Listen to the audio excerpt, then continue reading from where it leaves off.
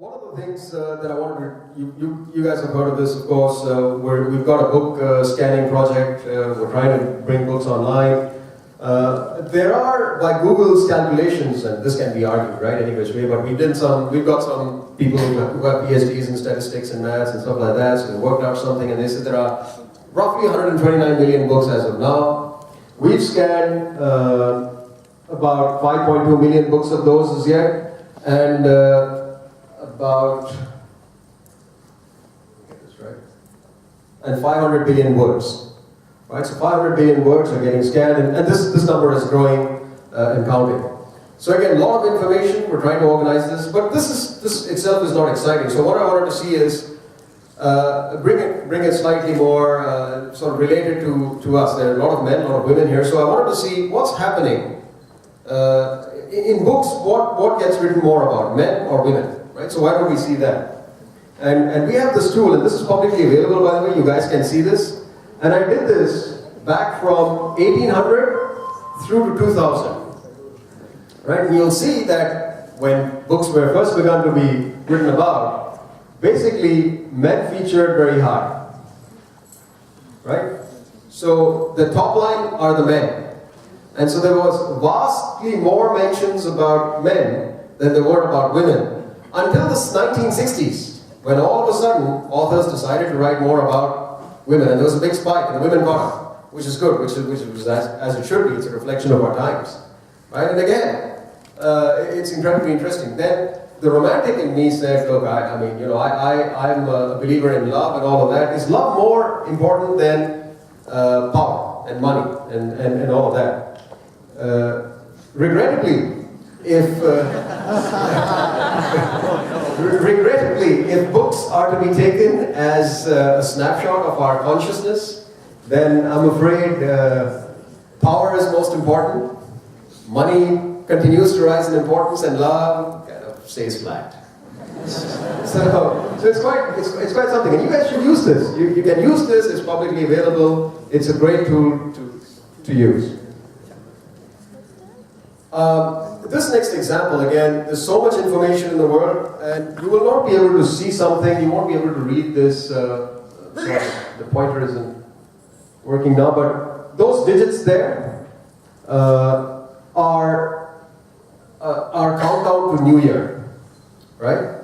And this is a snapshot of the SMS messages that people send out through the course of the month of December.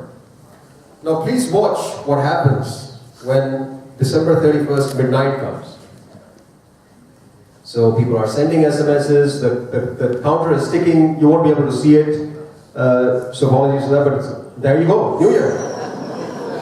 All of a sudden it's crazy, right? There's a huge spike, and the next thing you know, billions of SMSs being sent around the world. So it's incredible, and that same pattern repeats itself every year. December 31st. So much information, so many ways to look at it. Right? So this is fine. We've talked about organizing, we've talked about the tons of information that's there. How do we make this useful? Because what's the point of having all of this information if it's not useful? Right? So I'm going to share some incredibly interesting examples with you, starting with a very, very important question. Right? So, what time of the year do men propose to girlfriends? And so, I recognize we're in 2010, so I framed the question that way, but this is not to prevent girls from proposing to their boyfriends as well, right? So please don't take me as favoring one or the other. But this is just a means of framing the question.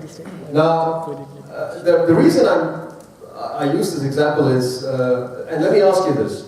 When is the time that you actually search on Google, or on any search engine for that matter? It's only when you have a need, right? You're either looking for something, you want to get to a website, or you're researching something, right? Broadly, three things, right? So it's entirely consumer initiated. And so when you put it in that context, a query is, a query meaning the act of typing in the keywords, in the search engine, is the purest form of intent known to us. Don't you think so? Like, you'd only do it if you had a need. So keep that in mind when I start to show you this. So I just selected a country in random. I did Malaysia, but we'll talk about that later. I took US. Right? I took the US. And this is a tool, by the way, that's available to all of you. Right. So it's called Google Insights for search. So if you ever do this, you can go online, you can search for this. And then what I decided to do is this. So you can see for yourself. So I typed in engagement rings, right? Makes sense. Okay? And you'll start to see a pattern here, right? Basically, December is the time that men decide to propose. Every year, this is 2010, this is 2009, this is 2008. Basically, in December, men decide that it's time to propose. Which is fine, we get that. So then what do the ladies do? They go search for wedding dresses, and you know what happens? In January.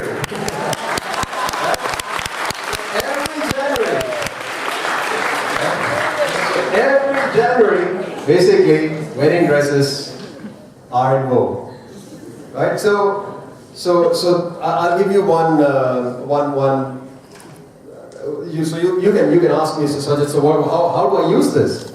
Well, I'll give you a personal advice, and then I'll give you a business advice as well. So the personal advice is, depending on whether you want to get married or not, avoid your better half in the month of December. Or not, right? If you want to get married, then stay close because the question's coming. From a business perspective, think about people who sell rings. Think about Tiffany's. I mean, why wouldn't you do something? Why wouldn't you have a marketing campaign in the month of November and December? Why wouldn't you have a marketing campaign in October, November, December? Maybe it takes 3 months for the guy to make up his mind, right? I mean, he's building up to it. Why don't Tiffany's nudge him along? And then think of, I don't know, I'm not, since I've never bought a wedding dress, Vera Wang. So maybe the ladies in the room have heard of this. This is a brand I've heard of. So wedding dress, right? So why wouldn't Vera Wang, who make great wedding dresses, why wouldn't they want to advertise in the month of December? So for businesses, this has great implications, right? So let's take some more examples, right? So let's sort of look at this again. You guys know these characters, of course. So I have a couple of questions for you, and let me see if anybody gets this. What is the highest grossing film of all time? Guesses? Avatar, Harry Potter, fine. So good guesses, broadly right. Director? James Cameron. It's all very good. Second question. In the US, which month has the highest peak of moviegoers? Tough to tell, right? I mean, if you have 12 guesses, one of them will be right. So no need to guess. But have a look. Somebody said summer here. So have a look. Again, I did the same experiment. And just waiting for this to, yeah. So I said movie times, right? And you'll see that the spike is in December. Fair enough? I mean, think of your search experience as well. If you were to look for, if you wanted to go watch a movie, you'll either search for the name of the movie, or you'll search for movie times or stuff like that, right? If you were to think of your own personal experience. So this is fine. So we've established that there's a peak in the month of December. Now, what's this? Look at the next. So you'll see, and Avatar is right, Titanic is also right. But James Cameron's the only director who released these films in the month of December.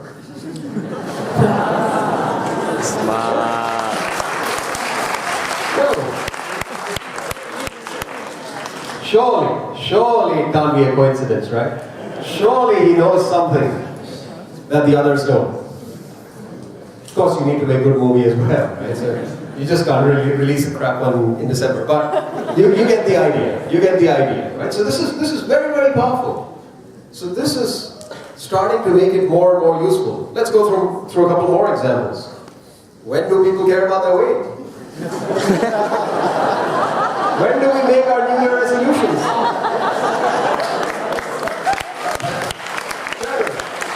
And this is in the US, this includes all of you as well. This is overnight phenomenon. All of us say in January, I want to build Body Beautiful. And without exception. Right? And there you go. Fair enough? Exactly. Now, on a slightly more serious note, I mean, think of Dell, think of IBM. And what this shows is that in the year 2004, which is on the extreme left, back again. In the year 2004, extreme left, you'll see that basically when you and I were searching for laptops, half of us were looking for light laptops. Half of us thought, okay, I want a laptop that lasts long. But over the years, 05, 06, 07, 08, who's winning? What do consumers like you and me want more of? We want laptops that last longer. Right? And for obvious reasons. I mean, if you think about it, there's so much more games we play online. There's so much more media we consume online. All these things are so heavy, they consume more battery. We don't want to keep having to plug in. We don't want to keep having to, recharge ourselves. We want something that can last all day long so that I can play Farmville, for instance. Fair enough?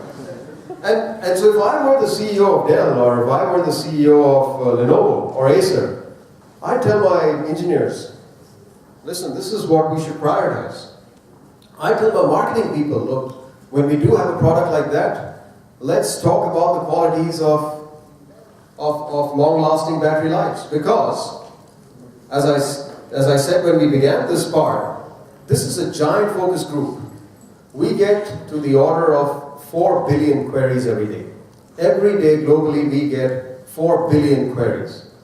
That's like tens and hundreds of thousands every second. It's a giant focus group because you guys, I'm not forcing you to search. I haven't signed you guys to a contract. You don't sign anything with us saying, oh, 12 months, next 12 months I'm searching on Google. No. It's because you have a need, you're searching, very thankfully you vote for Google, you come to Google, you search. And this is like a giant focus group. So if marketing directors, and all of you are future marketing directors, future CEOs, future technical directors, CFOs, and whatever have you, all of you don't use this kind of information at your fingertips. This is all available to you. This is not internal. Then it can make a difference. Fair? There are many of us, this is business, but some of us are environmentalists, right? So you can use this to argue the case about ocean fishing and deforestation. Because clearly the ocean fishing people are not doing anything. So again, you can use this data, and if I were the Director General of the Ocean Fishing Conservation Department, I would say, listen, it's time to make some noise because clearly, we don't register in people's consciousness. So incredibly interesting information, all at your fingertips, that you can then use to make the information useful. So we talked about organizing, we talked about all the information, we talked about making it useful.